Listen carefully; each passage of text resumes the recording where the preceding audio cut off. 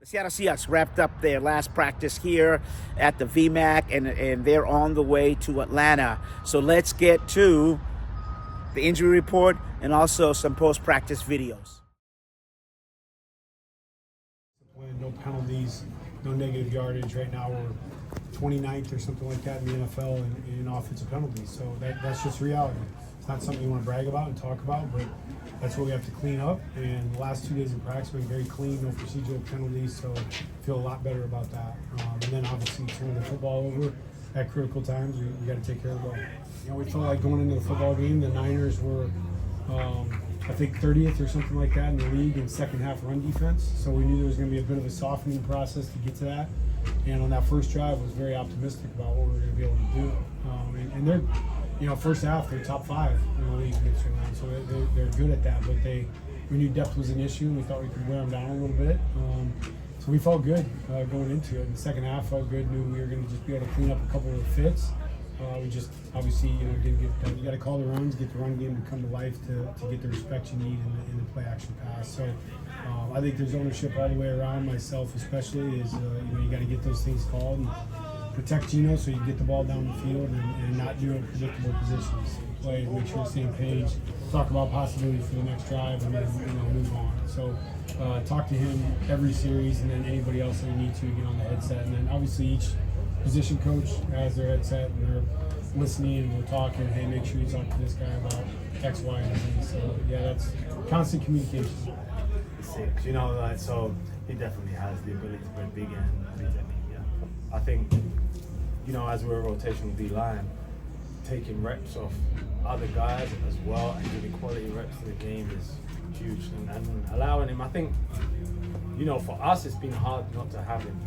But I think that for him, it could be a blessing into the guys to kind of, it's not many times a rookie gets to step back in the middle of his rookie year, evaluate the season, look at things and be like, oh, that's what you're talking about. Because once you're in the middle of it, it's like, everything's moving. But I feel like he's come back and he's on fire. To grow in that, we've pinpointed some areas and we've been focusing on them in practice and trying to improve. Yeah, guys are into it, focused, excited to get on the road here, and excited for Sunday, so ready to roll. What do you got? What have you seen from Roy in the few days you've had him out there performing?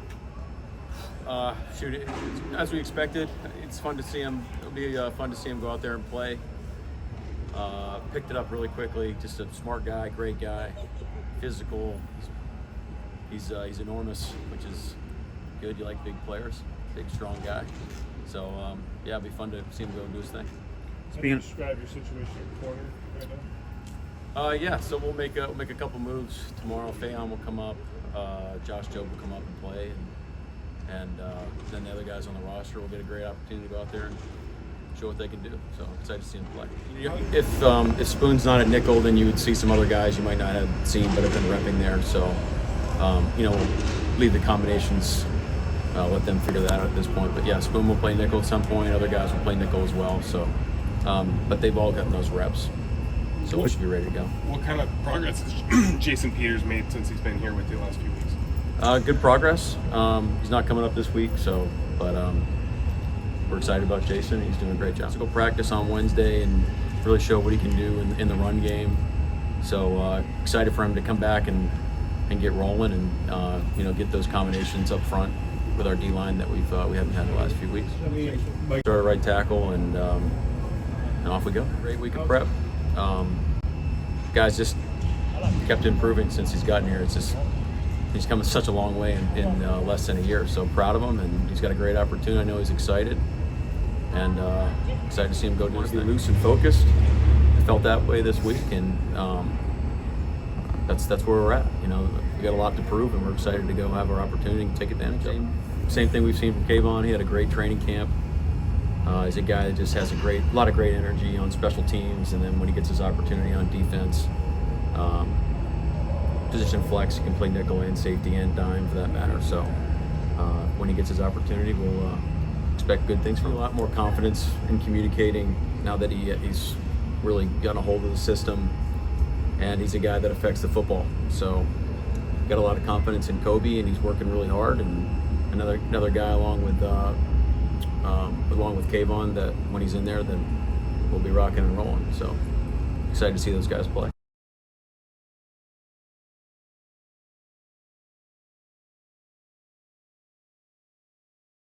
All right, so you saw the injury report. Out is Storm Forsythe. In is Mike Jerrell at right tackle. Jerrell played just 4 snaps in the Niners game. Also out is cornerback Trey Brown, who started the last couple games for the injured Reek Woolen. Now, to take his place is going to be Nehemiah Pritchett. Pritchett did play 20 snaps in the 49ers game. There were a total of 65 defensive snaps, and Pritchett got 20 of those, and obviously Brown saw the other 45. So there is some experience there in terms of Pritchett getting some, game action. So he's been there. The other question is, will the see what kind of chess match will happen in the back end? Because the other player in the mix there is Kobe Bryant. What do you do with him? Do you put him also there to back up Pritchett, or do you keep him in the nickel? And if you do that, do you then in the slot nickel? And then if you do that, do you bring in Devon Witherspoon, who's your best cover, against somebody like Drake London, who is a big target for the Falcons, and they will be looking to use him. So a little bit of shuffling there in the back end of the defense for the Seahawks, and Mike McDonald and his staff will have to quickly find the answer. So the bottom line is the Seahawks are banged up on offense and defense, and this will be a testament to just how well the Seahawks coaching staff can get the players ready for their new positions with quite a bit of inexperience there. But if the Seahawks can get pressure up front, that can help in terms of defensive wise.